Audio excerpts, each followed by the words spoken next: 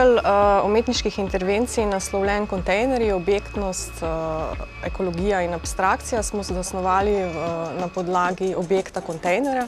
Na eni strani fizičnega objekta oziroma fizičnih kontejnerov, ki so locirani na Novi pošti. Na drugi strani objekta kontejnerja v smislu, kaj ta predstavlja za globalno ekonomijo oziroma globalni transport blaga. Na tej podlagi smo nekako v vsebinskem smislu celo zadevo razširili in sicer na princip kontejnerizacije, ki se v največji meri dotika politike infrastrukture, s tem pa tudi v bistvu vseh segmentov vsakdanjega življenja, od, kot rečeno, ekonomije, transporta blaga, ljudi, hkrati pa tudi potem nekih ekoloških vprašanj in pa v končni fazi organiziranja vsakodnevnega življenja in pa v končni fazi tudi informacijskih tehnologij.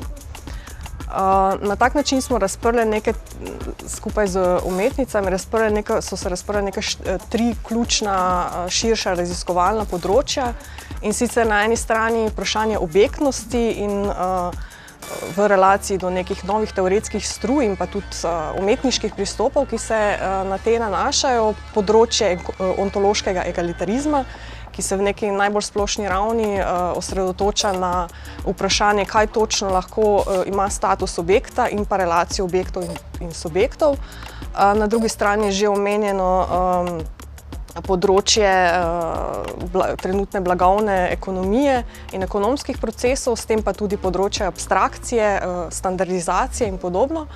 Na tretji strani pa pač neko širše področje ekologije, ki smo jo nekako mislili v kombinaciji z pač umetniškimi deli, z umetniškimi pristopi, predvsem v smislu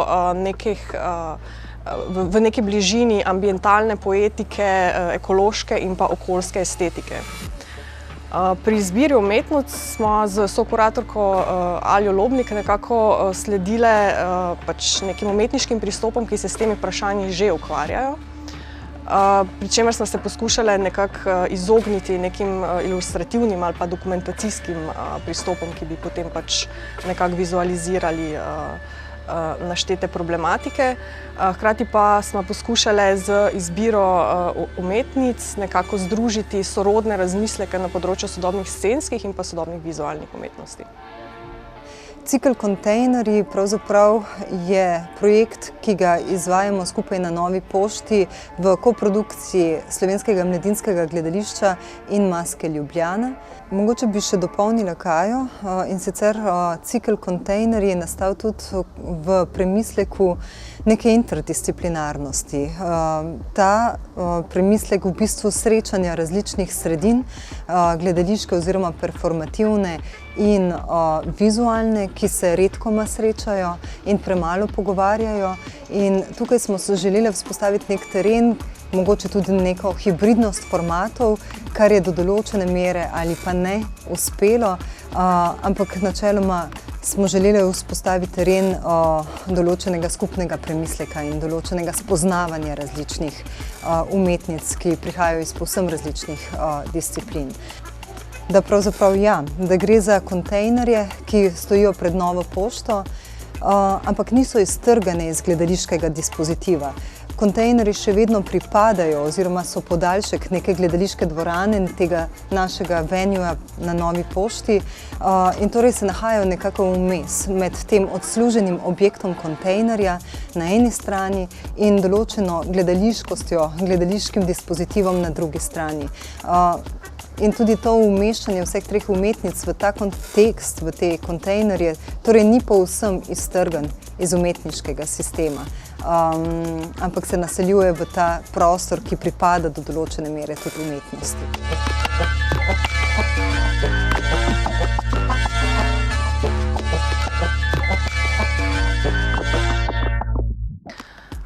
Delo Žive Božičnik Rebec, naslovljeno Full Filter Ghost Riders, je sestavljeno iz nekih treh razločljivih objektov, ki so umeščeni v okolje kontejnerja. Ti objekti imajo deloma specifično referenčno področje, hkrati pa deloma specifični izvor. In sicer prvi objekt v bistvu v skladu z tudi neko zastavitvijo celotnega cikla temelji na enem najbolj razširjenih, najbolj standardiziranih infrastrukturnih produktov, ki ga pa Božični Krebec potem materialno spreminja, tako da pač od njega ostaja neka lupina, ki je umeščena na svetlobno telo. Drugi objekt je v bistvu emblem blagovne znamke, ki pač sam po sebi zaradi viralnosti, hajpa, vse prisotnosti funkcionira kot nekakšen kulturni ali pa recimo temu simbolni produkt. In ga Božični Krebec ravno tako spreminja in sicer iz njega tvori nek grozd oblik, ga materializira v specifični material, hkrati pa umešča v neko okolje in tvori recimo temu neko himerično pokrajino. Tretji objekt je v bistvu v izvornem primeru funkcionira v nekem virtualnem prostoru.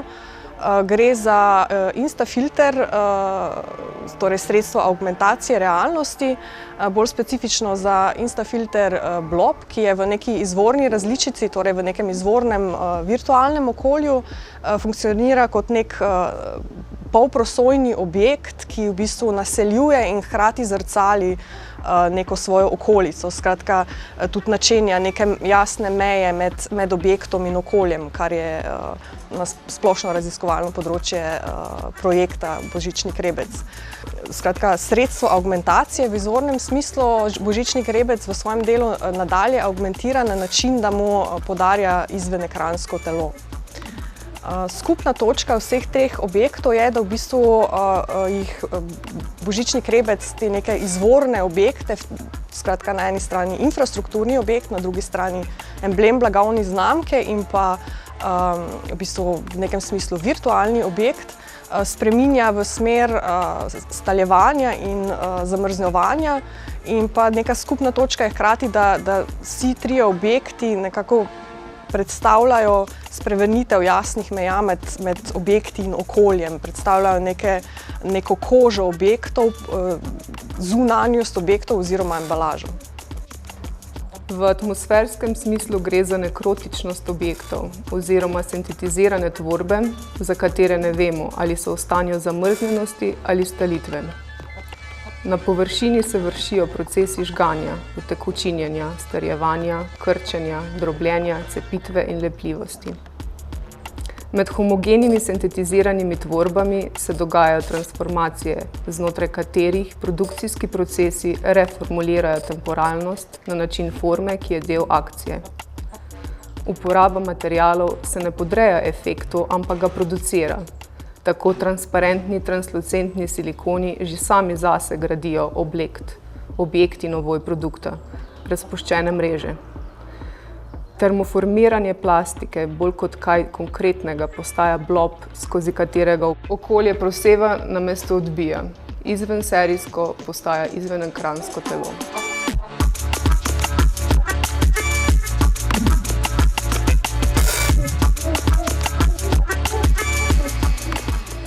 Matejo Bučar, koreografinjo in nekdanjo plesalko, smo povabili v cikel Kontejnerji, predvsem zaradi njene prakse, ki obstaja že do sedaj.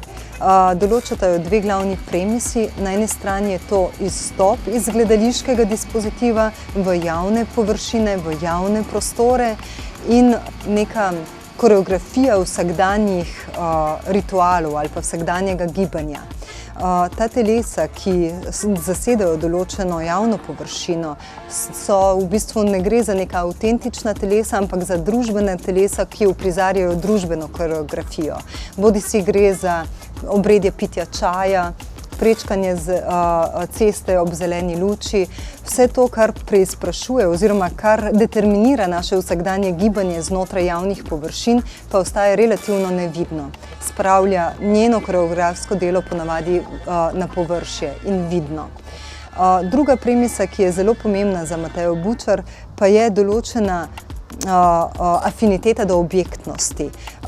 Ne zgolj, da koreografira objekte, ampak tudi objekti koreografirajo nazaj plesno telo, koreografsko telo.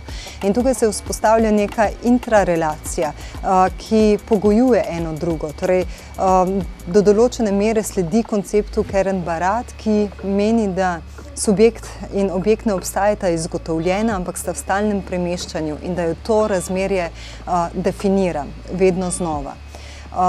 In tukaj v kontejnerjih imamo delo Hišni red, ki je pravzaprav nek poskus uprizarjanja ali pa nek poskus pometanja listja, odpadnega listja, ki potem na nek način se nadomestijo z temi lepimi, estetiziranimi odpadnimi vrečkami za smeti, ki jih na začetku koreografira ali pa z njimi pleše performersko telo.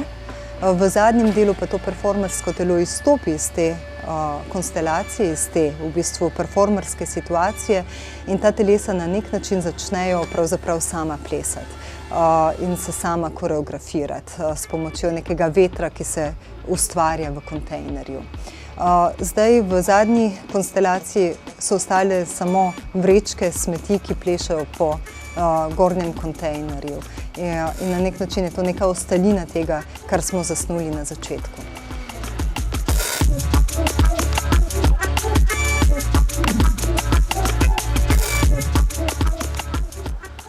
Delo Neje Zorzut bi bilo najbolj smiselno umestiti na neko širšo prej omenjeno raziskovalno področje ambientalne poetike oziroma ekološke in okoljske estetike, ki jo je v zadnjih letih najbolj tematiziral filozof Timothy Morton, tudi preko umetniških primerov, na podlagi česar je nekako utemeljeval idejo, da pač je ekologija, ekološka vprašanja, okoljska vprašanja, da so umetnosti pravzaprav imanentna. S tem je mislil predvsem na to, da pač umetnost vedno oblikuje prostor, predlaga neke modele prostora in pa modele odnosnosti. Za umetniško prakso Neje Zorzut so v zadnjih letih sta nekako značilne dve ključni operaciji, in sicer na eni strani somatizacija umetniškega objekta ali pa slike, ki je tudi nekako njen primarni medij, pri čemer se ta ne nanaša toliko na neko projekcijo recimo človeškega telesa v organizacijo slikovnega polja, kar je pač že neka modernistična tradicija, ampak bolj na to, da je umetniški objekt ali pa slika tretirana kot telo v smislu, da je nekaj neločljivega od okolja, od nekega reprodukcijskega konteksta, podobno kot telo. Po drugi strani gre pa tudi za neko potujevanje tega telesa ali pa samo potujevanje telesa, pri čemer v bistvu se telo samo nastopa kot nekakšen vmesnik med recimo subjektom in okoljem, ki ima neko lastno specifiko recimo. Na tak način pa tudi skladu s to lastno specifiko v bistvu transformira zaznavanje okolja.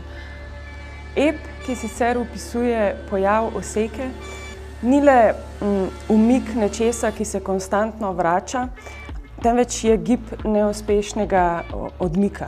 Je ujetje odmikanja fiksirano na nasilno ponavljajoče odhajanje. Objekti se gradijo skozi vozlišča in skozi prehajanja materialnosti v atmosfersko konglomeracijo. Ničelnost robov dobavlja premikanje, ki v svoji nodularnosti nenehno tvori nova premikajoča se vozlišča. Zdi se, da ni dovolj prostora, pozicija gibanja je krožna in zatesnjena v prahu, ki ne obstaja, in v soli, kateri je bilo gibanje odvzeto. Objektom je skupno proizvajanje specifičnega nasilja, ki cirkulira kljub nenehnemu zamaševanju gibanja. Ta sistem se naseli v kosti, v surovost fluidnega, struktura je nepropustna, premikanje vode je nujnost, ki je že okužena.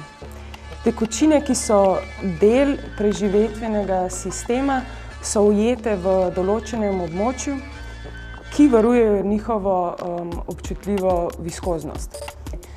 Sistem deluje do momenta, ko tekočina postane inficirana. Njen popoln odmik bi bil bolj katastrofičen kot pa zastrupljena vztrajnost.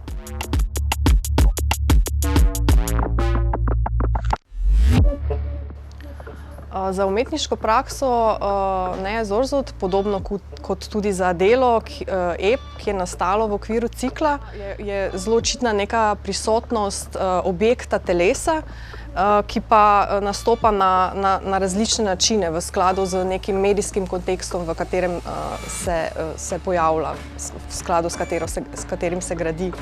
Specifično v primeru projekta EP imamo torej na eni strani fizični objekt telo, nekakšno virusno entiteto v karbonski različici, ki se potem, ko se pač gledalec giblje po delu, v delu, seli na slikovne površine in pač gradi v skladu z njihovo specifiko, z specifiko tega medijskega konteksta. Tako da imamo gledalec v bistvu pred sabo, ko se giblje v delu, ob delu, opravka z v bistvu pogojno rečeno enim in istim telesom, ampak nekakšnimi različnimi agregatnimi stanji tega telesa. S tem se Zorzod dotika zlasti vprašanja, ki je v bistvu relevantno tudi v primeru prakse Božični krebec, in sicer relacije objektov do okolja. Hkrati pa se giblje na terenu estetike hiperobjekta, ki jo je ravno tako utemeljil prej omenjeni Timothy Morton, tako da tudi projekt kot celota funkcionira kot nekakšen hiperobjekt in nekako poskuša dekonstruirati neka antropometrična načela zaznavanja in pa tudi gradnje slikovnega polja oziroma gradnje enotnosti objekta, na tak način, da v bistvu poskuša dekonstruirati to, kar Timothy Morton imenuje ekomimeza. To je neka izkušnja tukajšnjosti, izkušnja v tukaj zdaj, ki je pač značilna za projekcijo človeškega zaznavnega in kognitivnega aparata v bistvu zunanjost, v objekte, v forme.